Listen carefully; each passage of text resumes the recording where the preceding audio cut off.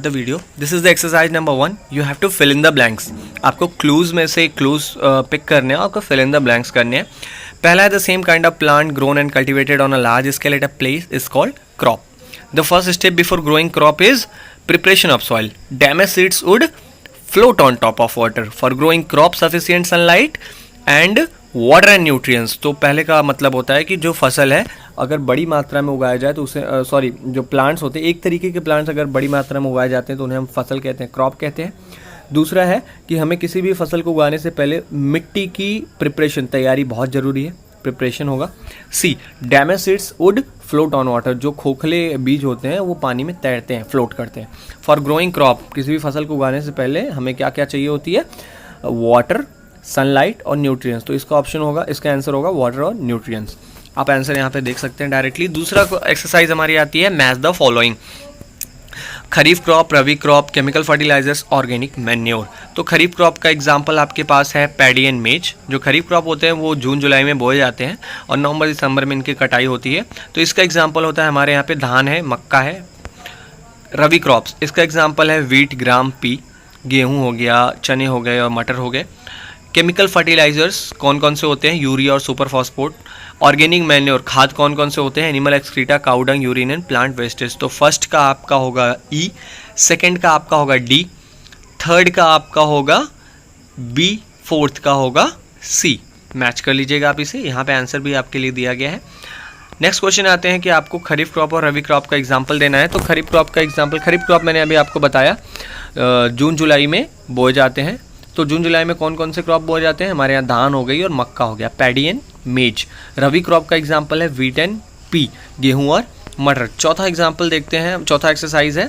चौथा क्वेश्चन है आपका कि हमें preparation of soil, sowing, weeding, threshing पे क्या करना है? एक पैराग्राफ लिखना है.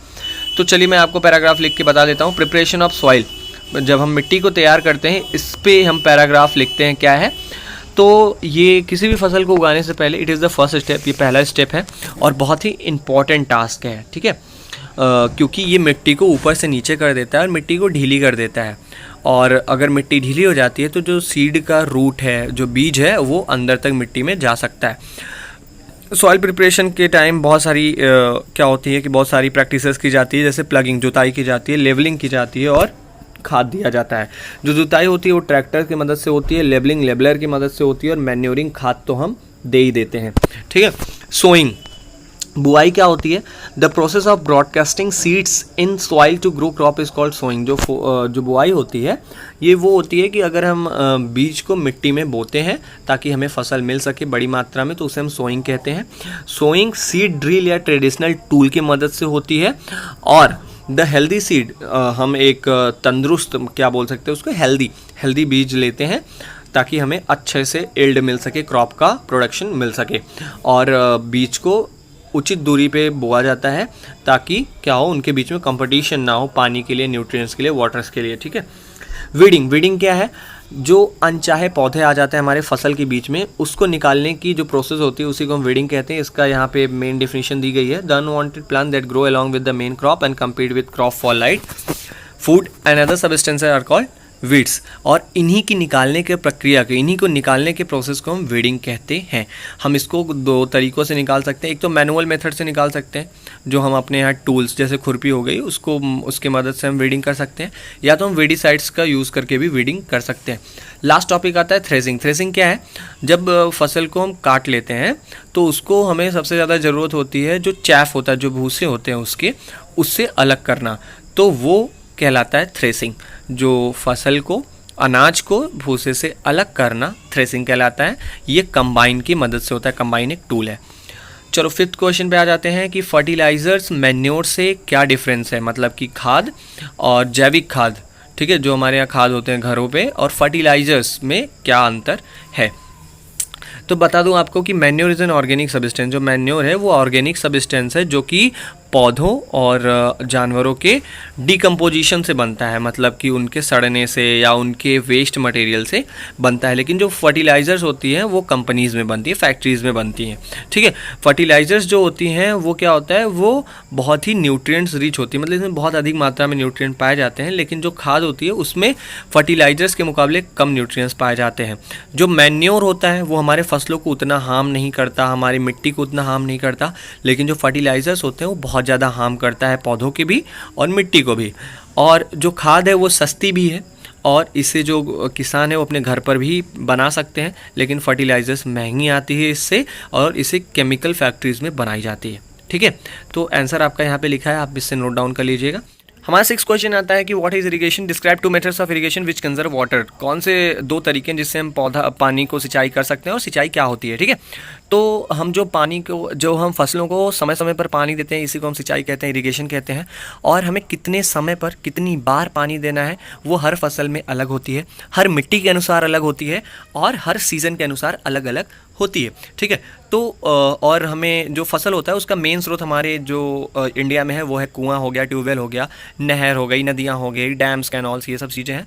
इरिगेशन किस लिए इंपॉर्टेंट है, इरिगेशन इसलिए इंपॉर्टेंट ताकि अगर जो प्लांट्स हैं उनके प्रॉपर ग्रोथ के लिए वाटर बहुत ज़रूरी है, तो हमें इरिगेशन की ज़रूरत वहीं पड़ती है। 2 मेथड्स हैं जिससे हम पानी को बचा सकते हैं सिंचाई करते समय, वो है स्प्रिंकलर सिस्टम से सिंचाई और ड्रिप सिस्टम से सिंचाई। तो स्प्रिंकलर सिस्टम से सिंचाई क्या होता है, इसमें एक परपेंडिकुलर पाइप फसल के बीचों बीच लगा दी जाती है। उस पाइप के ऊपर एक रोटेटिंग नोजल्स रहता है, ठीक है, जिसमें से पानी निकलते रहते हैं और वो घूमता रहता है, जिससे क्या होता है हर पौधों तक पानी पहुंच जाता है। ये फसल, पूरे फसल में कई जगह ये पाइप्स लगाए जाते हैं, ठीक है।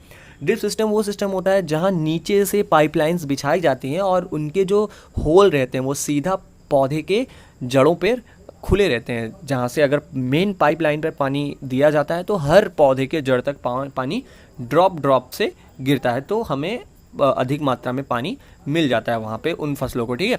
तो ये दोनों सिस्टम उन जगह कारगर हैं जहाँ पर पानी की कमी है थोड़ा। 7th क्वेश्चन आते हैं, अगर हम गेहूं को खरीफ सीज़न में बो दें तो क्या होगा, ठीक है। तो हम जानते हैं कि खरीफ सीज़न में क्या होता है, जो फसलें होते हैं उनको अत्यधिक पानी चाहिए होता है, ठीक है। और अगर हम गेहूँ को अत्यधिक पानी देंगे तो वो ख़राब हो जाएगा, क्योंकि इसे क्या चाहिए होता है, इसे कम पानी चाहिए होता है, ये कम पानी में ही ग्रोथ ज़्यादा देता है। तो अगर ज़्यादा पानी दे देंगे तो ये जो फसल है वो ख़राब हो जाएगी, ठीक है। 8th क्वेश्चन आते हैं, explain how soil get affected by the continuous plantation of crop in a field. हमें ये बताना है कि लगातार फसल उगाने से मिट्टी पर क्या प्रभाव पड़ता है, ठीक है। तो continuous growing of crops make the soil poor in certain nutrients. हम लगातार अगर फसलों को उगाते रहेंगे तो कई न्यूट्रिएंट्स जो है हमारी मिट्टी में कम हो जाएंगे, ठीक है। इसको अवॉइड करने के लिए, मतलब हम अगर मिट्टी के न्यूट्रिएंट लेवल को बनाए रखना चाहते हैं तो हमें क्या करना होता है, हमें क्रॉप रोटेशन अपनाना पड़ता है, ठीक है। क्रॉप रोटेशन क्या होता है, हम जानते हैं लेग्यूम्स को हम मेन क्रॉप के बाद हम लेग्यूम्स को बो देते हैं, जिससे हमें न्यूट्रिएंट्स मिल जाते हैं, तो हमें न्यूट्रिएंट का जो लेवल होता है वो उसमें मेंटेन हो जाता है। तो वो इस तरीके से हम क्या कर सकते हैं, मिट्टी को कॉन्टीन्यूस प्लांटेशन से जो न्यूट्रिशन का लॉस होता है उसको मेंटेन कर सकते हैं। वीड्स क्या होता है, हमने आपको पहले ही बताया था कि अनवांटेड प्लांट्स, ऐसे पौधे जो कि फसल के साथ उग जाते हैं ना चाहने पर भी, और फसलों के साथ सनलाइट के लिए, वाटर के लिए, न्यूट्रिएंट्स के लिए कंपटीशन करते हैं, उन्हें वीड्स कहते हैं। हम इन्हें कैसे कंट्रोल कर सकते हैं, हम इन्हें वीडीसाइड्स, एक केमिकल्स आते हैं जिनसे कंट्रोल कर सकते हैं, या मैनुअल मेथड भी होता है जिसे हम वीडिंग कहते हैं, उससे हम फसल के वीड्स को हटा सकते हैं, ठीक है। So this is all about the question answer of this chapter.